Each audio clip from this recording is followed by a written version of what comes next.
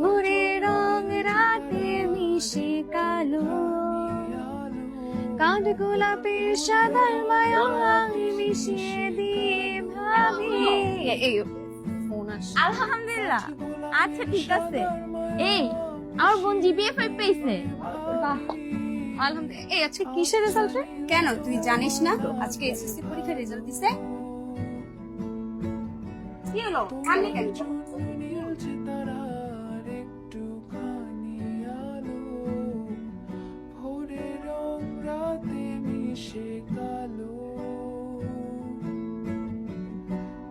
গোলাপের সাদার মায়া মিশিয়ে দিয়ে তোমার লাগে ভালো স্যার, ভাবনা আমার সে এক্সকিউজ মি ভাইয়া, এই মাত্র যে বাসটা গেল, এই বাসটা কোন দিকে যায়?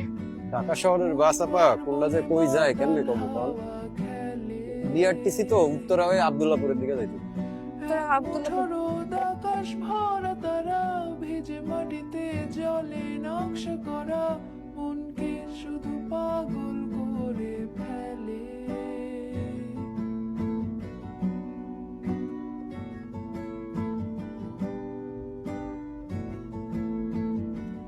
তোমায় ঘিরে এতগুলো রাত অধীর হয়ে তোরে থাকা কি কিছু বলবি? তোমায় আর তুই কি বলবি? তুই বলার আগে আমিই বলবো। আচ্ছা আমাকে বলতো, তুই সবসময় আমার দিকে এভাবে হা করে তাকিয়ে থাকিস কেন?